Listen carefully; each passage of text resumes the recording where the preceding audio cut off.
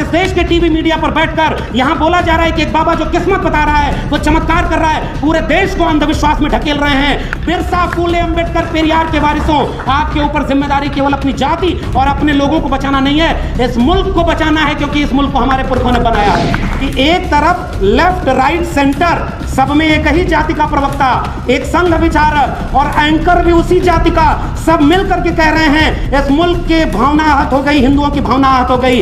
OBC महासभा के लोगों, एक सवाल आपसे पूछना और इस मंच के सवाल को गांव-गांव ले जाना।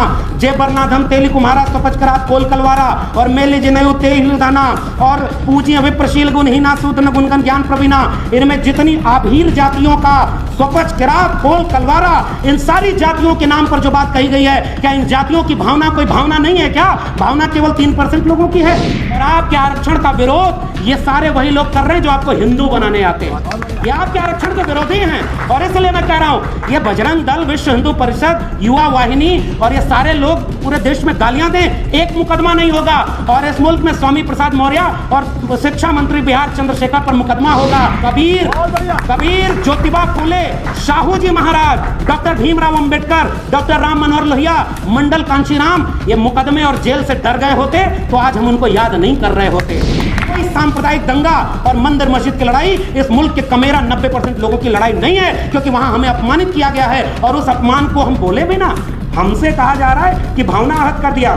भावना कबीर साहब ने आहत की है। काकर पाथर जोर के मस्जिद लई चुनाए ताचड़ मुल्ला बाग दे क्या भरा हुआ खुदा है, और पाथर पूजे हर मिले तो मैं पूजू पहाड़, ताते ये चाकी भली पीस खाए संसार। उन्हें जानिए, कुल्हाड़ी में लगी लकड़ियों की वजह से जंगल की लकड़ियों को समझाया जाएगा कि ये कुल्हाड़ी में लकड़ी तुम्हारी जाति की तो है, अहिर कुर्मी कोयरी। मैं आपको कहने आया हूँ, इस देश में गाली किसने बनाई कि अहिर गडरिया कुर्मी चोर घर सारे का टंगरी तोड़?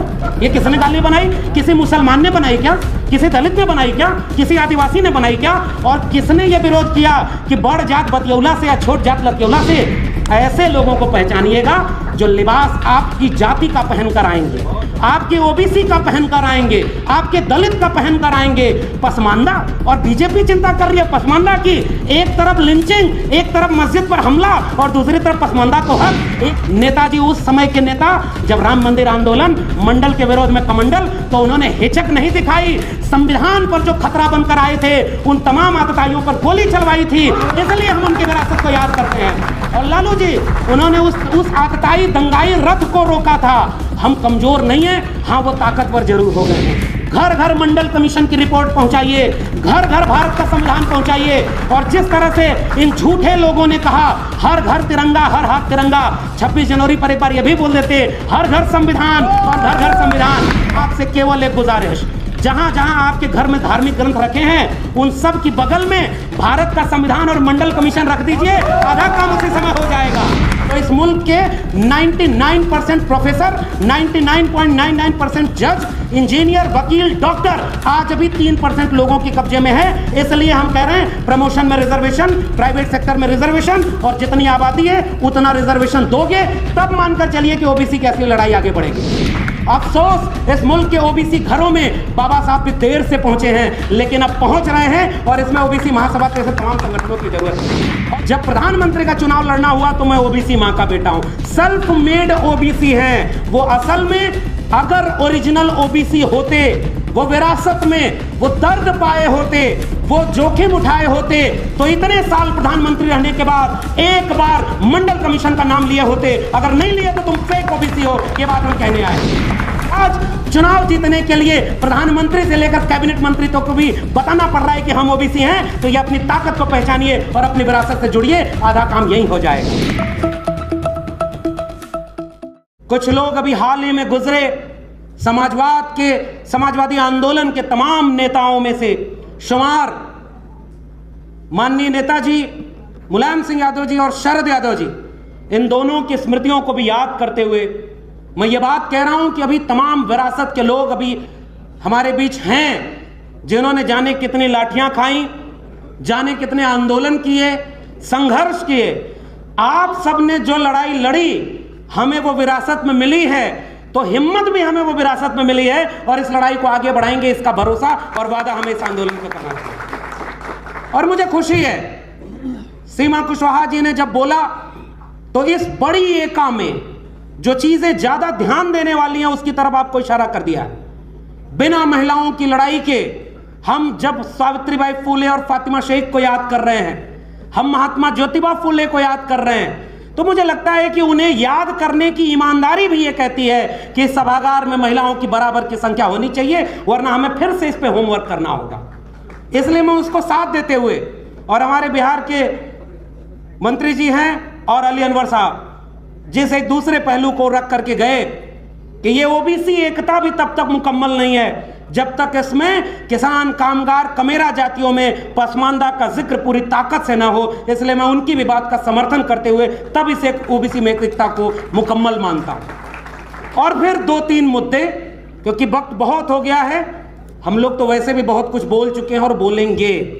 इस मंच पर जितने भी पूर्व के वक्ता थे उनकी बातों का समर्थन करते हुए, ये ओबीसी एकता इसलिए भी जरूरी है और इस मुल्क में ओबीसी लोगों, आपको भी घर घर जा करके ये बात कहना जरूरी है कि ये ओबीसी महासभा ने जो काम शुरू किया है, इसके पहले तमाम लोगों ने ये लड़ाई लड़ी है। और सबसे पुराने, पहले चले जाइए उन तमाम जातियों के बीच, तथागत बुद्ध से लेकर के कबीर, रैदास, पलटू दादू, भीखा, बुल्ले शाह, बाबा फरीद और नारायण गुरु, बसवन्ना, चोखा मेला, इन तमाम कमेरा लोगों ने जो विरासत में बनाया उसे महात्मा ज्योतिबा फुले और शाहू जी ने आगे बढ़ाया। और उत्तर भारत में समाजवादी आंदोलन के नेता डॉक्टर राम मनोहर लोहिया जिस दौर में लड़ रहे थे, बिहार में त्रिवेणी संघ बना था और उत्तर भारत में अर्जक संघ, इन सब ने उन कमेरा लोगों को अंधविश्वास, पाखंड और इन सारी चीजों से निकाल करके वैज्ञानिक, तर्कशील, मानवतावाद और समाजवाद के आंदोलन के जरिए एकजुट करने का एक लंबा काम किया है। इसलिए ओबीसी किसी दौर में सोया नहीं था, न अभी सोया है, वो तब भी जगा था और आज भी जगा है और आगे जगा रहेगा। जवाब नंबर 1। अब दूसरी बात, शिकायत फिर ओबीसी से क्यों होती है कि ओबीसी अगर जाग जाए तो यह सब बदल जाए? क्योंकि जब आपकी आबादी इस मुल्क की आधी आबादी से ज्यादा है तो जिम्मेदारी भी आपकी ज्यादा है। ये इसलिए मैं इस बात पर जोर देने आया हूं। अगर आपकी आबादी ज्यादा है और आपके पास मौका है तो आइए एक बड़ी एका बनाए। और वो बड़ी एका ऐसी एका नहीं होनी चाहिए जैसे इस देश का, मुल्क का निजाम जैसा झूठ बोलता है वैसा झूठ बोल करके हम कोई आंदोलन नहीं कर पाए। जब तक गुजरात का मुख्यमंत्री होने के बाद वो राजनेता महोदय, उनको जाति नहीं याद आई। जब प्रधानमंत्री का चुनाव लड़ना हुआ तो मैं ओबीसी मां का बेटा हूं, सेल्फ मेड ओबीसी हैं वो। असल में अगर ओरिजिनल ओबीसी होते, वो विरासत में वो दर्द पाए होते, वो जोखिम उठाए होते, तो इतने साल प्रधानमंत्री रहने के बाद एक बार मंडल कमीशन का नाम लिए होते। अगर नहीं लिए तो तुम फेक ओबीसी हो, ये बात हम कहने आए। और आपसे भी शिकायत ओबीसी महासभा के लोगों, इसमें मंडल की तस्वीर नहीं है। बीपी मंडल की तस्वीर इसमें होनी चाहिए, क्योंकि डॉक्टर भीमराव अंबेडकर के बाद उस शख्स ने इन बिखरी हुई 3743 जातियों को एक पहचान दिया, ओबीसी। और आज चुनाव जीतने के लिए प्रधानमंत्री से लेकर कैबिनेट मंत्री तक को भी बताना पड़ रहा है कि हम ओबीसी हैं। तो ये अपनी ताकत को पहचानिए और अपनी विरासत से जुड़िए, आधा काम यही हो जाएगा। और इसलिए कह रहा हूं, मंडल का नाम लेना क्यों जरूरी है इस मुल्क के निजाम को। आप कहते हो कि ओबीसी हैं तो मंडल की बात इसलिए हम कर रहे हैं। हमारे अतिथि महोदय बोल कर गए, बाबा साहब ने जब इस्तीफा दिया तो हिंदू कोड बिल के बाद ओबीसी कमीशन न गठित किए जाने का एक बात कह करके गए थे। अफसोस, इस मुल्क के ओबीसी घरों में बाबा साहब भी देर से पहुंचे हैं, लेकिन अब पहुंच रहे हैं और इसमें ओबीसी महासभा जैसे तमाम संगठनों की जरूरत है। और उस मंडल की जितनी अनुशंसाएं बची हैं वो हमारी लड़ाई का हिस्सा होना चाहिए। 27% आरक्षण तो दबाव में दिया गया था। मंडल कमीशन की अनुशंसा कह रही है 52% आबादी को 52% रिजर्वेशन मिलना चाहिए। यह सबसे बड़ा सवाल था। इस देश का ओबीसी प्रधानमंत्री अगर वाकई ओबीसी है तो पहली घोषणा यह करे कि मंडल कमीशन की केवल 2 सिफारिशें लागू हैं। आज की डेट से इस मुल्क में 52%, और 52% क्यों भाई? ये तो 1931 की जनगणना और 1977 और 80 में रिपोर्ट, 1991-90 में लागू, 2021 में 2000 जो जनगणना होनी थी, कम से कम 2023 में सबसे पहले जाति जनगणना करके गिनो कि हमारी आबादी कितनी है, और जितनी आबादी है फिर उतने आरक्षण की घोषणा करो, तब हम मानेंगे कि तुम ओबीसी हो, वरना फेक ओबीसी रहोगे।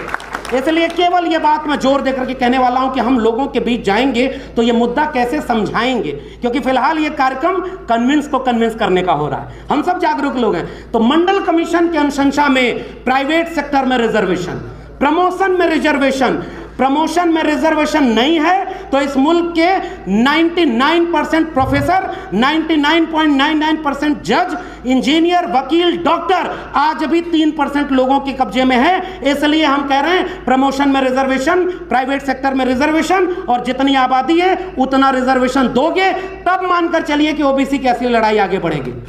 तो जाति जनगणना और मंडल कमीशन की सिफारिश लागू करना। और आखिरी बात, ये कॉलेजियम सिस्टम, जज बने बैठे हैं। मैं एक बात कह रहा हूं, मुझे एक किस्सा याद आ रहा है, 2 मिनट में बात खत्म करूंगा।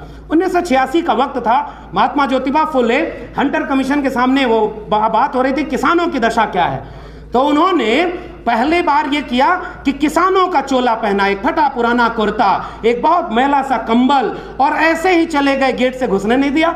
उन्होंने कहा भाई आप कहाँ आ रहे हो? तो उन्होंने कहा कि किसानों का सम्मेलन हो रहा है, हमें किसानों की बात कहनी है। तो उन्होंने कहा कि भाई आप कौन? तब तक पहचान गए लोग कि अच्छा आप ज्योतिबा फुले हैं। तब उन्होंने जाकर उस कमीशन के सामने एक बात कही थी, ये सारे लोग जो भरे पेट और अच्छे कपड़ों में बैठे हैं, इन्हें पता ही नहीं किसानों का दर्द क्या है। आपको ये बताने के लिए कि किसान होता क्या है, मैं इस लिबास में आया हूं, क्योंकि आपको पता ही नहीं किसान कितना दर्द सह करके वो जीवन जी रहा है, और ये भरे पेट वाले उनका दर्द क्या बताएंगे।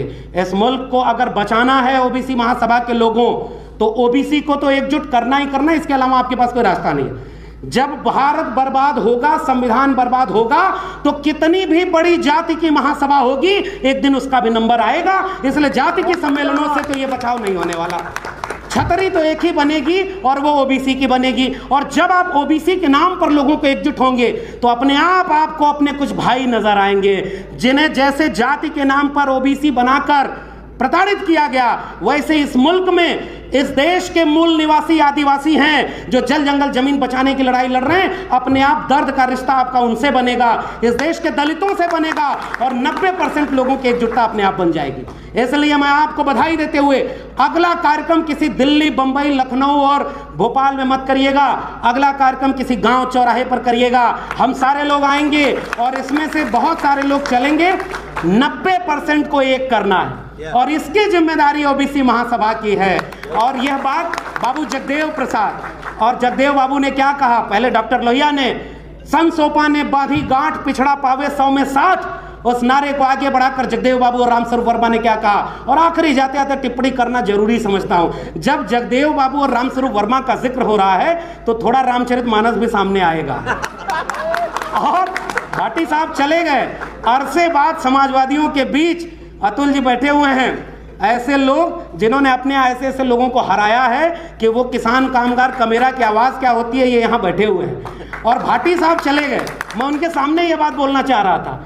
वो बात ये है कि एक तरफ लेफ्ट, राइट, सेंटर, सब में एक ही जाति का प्रवक्ता, एक संघ विचारक और एंकर भी उसी जाति का, सब मिलकर के कह रहे हैं इस मुल्क के भावना आहत हो गई, हिंदुओं की भावना आहत हो गई। ओबीसी महासभा के लोगों, एक सवाल आपसे पूछना और इस मंच के सवाल को गांव गांव ले जाना। जय बरनाधम तेली कुम्हारा स्वपचकरात कोल कलवारा और मेली जिनयु तेलुदाना और पूजिय विप्रशील गुणहीना सूदन गुणगन ज्ञान प्रवीणा, इनमें जितनी आभीर जातियों का स्वपच, किरात, कोल, कलवारा, इन सारी जातियों के नाम पर जो बात कही गई है, क्या इन जातियों की भावना कोई भावना नहीं है क्या? भावना केवल 3% लोगों की है। इसलिए ये बात जाते जाते अपने ओबीसी समाज के लोगों को 2-3 चीज से बचा लीजिएगा। पहला, सांप्रदायिक दंगा।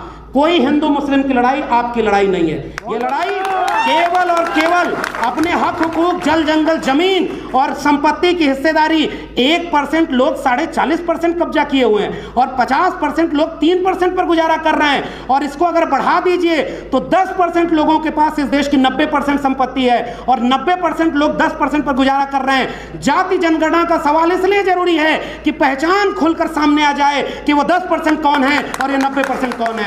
इसलिए जाते जाते गुजारिश, कोई सांप्रदायिक दंगा और मंदिर मस्जिद की लड़ाई इस मुल्क के कमेरा 90% लोगों की लड़ाई नहीं है, क्योंकि वहां हमें अपमानित किया गया है और उस अपमान को हम बोले भी ना। हमसे कहा जा रहा है कि भावना आहत कर दिया। भावना कबीर साहब ने आहत की है, काकर पाथर जोर के मस्जिद लई चुनाए ताचड़ मुल्ला बाग दे क्या बहरा हुआ खुदा है। और पाथर पूजे हर मिले तो मैं पूजूं पहाड़, ताते ये चाकी भली पीस खाए संसार। उन्होंने कम भावना आहत की है क्या? अरे जिस पुरखे का नाम ले रहे हो ओबीसी समाज के लोगों, आपसे केवल एक गुजारिश, जहां जहां आपके घर में धार्मिक ग्रंथ रखे हैं उन सब की बगल में भारत का संविधान और मंडल कमीशन रख दीजिए, आधा काम उसी समय हो जाएगा। मंडल कमीशन और भारत का संविधान अनुच्छेद 51 ये कहता है कि हम भारत के नागरिकों में वैज्ञानिक चेतना का विकास करेंगे। और इस देश के टीवी मीडिया पर बैठकर यहां बोला जा रहा है कि एक बाबा जो किस्मत बता रहा है, वो चमत्कार कर रहा है, पूरे देश को अंधविश्वास में ढकेल रहे हैं। बिरसा, फूले, अंबेडकर, पेरियार के वारिसों, आपके ऊपर जिम्मेदारी केवल अपनी जाति और अपने लोगों को बचाना नहीं है, इस मुल्क को बचाना है, क्योंकि इस मुल्क को हमारे पुरखों ने बनाया है। ये बर्बाद कर रहे हैं। आप बताइए, अपने दोस्त को अमीर बनाया और कल को उसका शेयर गिर गया और वो भी कोई फ्लाइट पकड़ करके विदेश भाग गया तो क्या होगा? और इसलिए इस देश को बेच दिया है। हमारी लड़ाई सांप्रदायिकता की लड़ाई नहीं है, हमारी लड़ाई पाखंड की लड़ाई नहीं है, अंधविश्वास की लड़ाई नहीं है। घर घर मंडल कमीशन की रिपोर्ट पहुंचाइए, घर घर भारत का संविधान पहुंचाइए। और जिस तरह से इन झूठे लोगों ने कहा हर घर तिरंगा, हर हाथ तिरंगा, 26 जनवरी पर एक बार यह भी बोल देते हर घर संविधान और घर घर संविधान।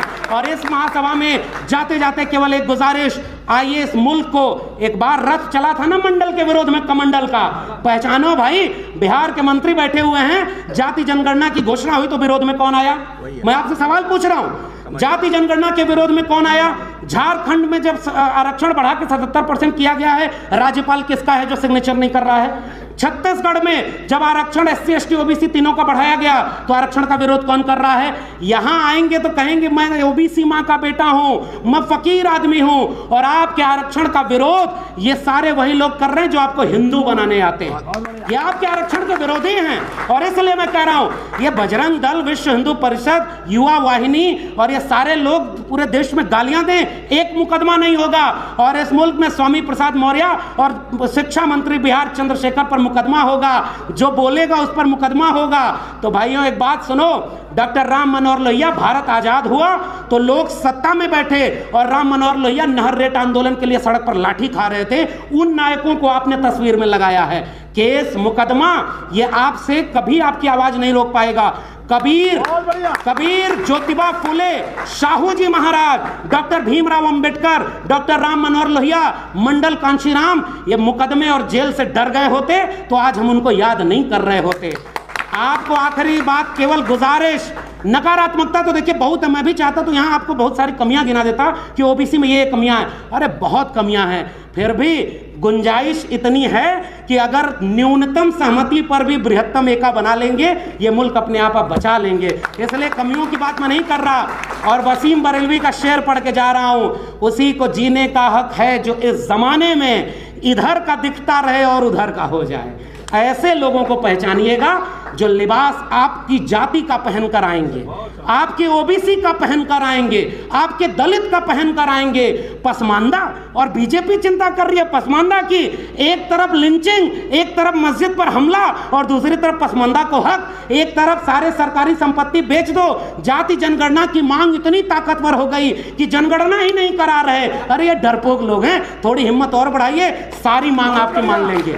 इसलिए पहचानिए, कुल्हाड़ी में लगी लकड़ियों की वजह से जंगल की लकड़ियों को समझाया जाएगा कि ये कुल्हाड़ी में लकड़ी तुम्हारी जाति की तो है, अहिर कुर्मी कोयरी। मैं आपको कहने आया हूं, इस देश में गाली किसने बनाई कि अहिर गड़रिया कुर्मी चोर धर सारे का टंगरी तोर? ये किसने गाली बनाई? किसी मुसलमान ने बनाई क्या? किसी दलित ने बनाई क्या? किसी आदिवासी ने बनाई क्या? और किसने ये विरोध किया कि बड़ जात बतियौला से या छोट जात लतियौला से? उनके भी मेरे प्रिय कवि हैं तुलसीदास, लेकिन जहां गड़बड़ है वहां प्रिय नहीं है। मैं कहूंगा कि आपने वर्ण व्यवस्था स्थापित की, आपने इन जातियों के खिलाफ बोला है और मैं इस बात पर कायम हूं। और जाते जाते कुल्हाड़ी की व लकड़ी की पहचान को अपनी पहचान से जोड़ेंगे। उत्तर प्रदेश, अभी अतुल भाई बोलेंगे तो समझ में आएगा। लोगों को बदनाम किया, किन जाति के लोगों का थाने में वर्चस्व है, सब लूट लिया। ओबीसी का सारा हक अहिर कुर्मी कोयरी ने लूट लिया, इन्होंने इनका लूट लिया। अरे इसीलिए तो हम कह रहे हैं जाति जनगणना करा दो, पता चल जाएगा कितना लूट लिया। इसमें तुम क्यों विरोध में आ जाते हो? जाति जनगणना का विरोध केवल ब्राह्मण क्यों करता है भाई? अगर यादवों ने, कुर्मी कोयली ने ज्यादा, क्योंकि पता है ज्यादा लूटा नहीं है। कितने वाइस चांसलर, कितने जज, कितने वकील, कितने डॉक्टर, इंजीनियर अहिर कुर्मी कोयली के बन गए। भाई आपको जो लड़ता है ना, सबसे पहले उसे बदनाम किया जाता है, इसलिए ताकि बाकी जातियों को कहा जाए अब उधर कुछ नहीं मिला इधर आओ। तो उत्तर प्रदेश में जिन लोगों को कहा गया कि बहुत कुछ मिलेगा इधर आओ, राम मंदिर की आड़ में नींव की ईंट वही बने हैं, सब कुछ लूटा आपका भी जाएगा। जाते जाते गुजारिश, शरद यादव को याद करते हुए मैं कह रहा हूं, इसी सम्मेलन में मैंने पहली बार शरद यादव को सुना, नेताजी को सुना। नेताजी उस समय के नेता, जब राम मंदिर आंदोलन मंडल के विरोध में कमंडल, तो उन्होंने हिचक नहीं दिखाई। संविधान पर जो खतरा बनकर आए थे, उन तमाम आतताइयों पर गोली चलवाई थी, इसलिए हम उनकी विरासत को याद करते हैं। और लालू जी, उन्होंने उस आतताई दंगाई रथ को रोका था। हम कमजोर नहीं हैं, हाँ वो ताकतवर जरूर हो गए हैं। आइए मिलकर के सांप्रदायिकता के खिलाफ, और आदिवासी इलाके में जितने लोग हैं, यही आनंद राय जी आए हुए हैं, और मध्य प्रदेश के ओबीसी साथियों, आपको तो अच्छे से पता है वहां कितने ओबीसी पर शोषण हो रहा है, आदिवासी पर शोषण हो रहा है, दलितों पर शोषण हो रहा है। सारा शोषण हम सहें और भावना आहत भी हम ना करें। साहब तैयारी कर लो, अब हम तैयार होकर आए हैं। बिरसा, फूले, अंबेडकर, पेरियार के वारिस, जितना भावना आहत गुलामगिरी ने नहीं किया, जितनी भावना आहत एनिलेशन ऑफ कास्ट में बाबा साहब ने नहीं किया, उसकी आधी भी भावना अगर हम आहत कर दिए तो ये मुल्क 90% कमेरा लोगों का बन जाएगा। इसलिए शरद यादव को याद करते हुए कह रहा हूं, अब हमें नाक छोटी करनी होगी और दिल बड़ा करना होगा। हम सब की नाकें लंबी हो गई, अगर कटेगी तो किसी की नाक नहीं बचेगी। इसलिए आइए दिल बड़ा करें, जिसकी संख्या ज्यादा है 2 कदम पीछे आ जाए, और जो हमसे पीछे रह गया उसको कंधे पर बिठाकर आगे ले जाएं। कोई हमारी एकता नहीं तोड़ पाएगा। इसलिए जाते जाते गुजारिश, अब इस ओबीसी महासभा का सम्मेलन गांव-गांव हो, हम हर जगह साथ में खड़े रहेंगे, और फिर एक सम्मेलन कराइएगा। ओबीसी महासभा, आदिवासी संगठन और दलित संगठनों को मिलाकर कराइएगा। 90% लोगों का संगठन, मिलकर लड़ेंगे, मिलकर बचाएंगे। ये मुल्क हमारे पुरखों ने बनाया, हम उसे बचाएंगे ताकि आने वाली पीढ़ियां हमें नालायक नहीं। आपने मुझे बोलने का मौका दिया, बहुत बहुत धन्यवाद, शुक्रिया।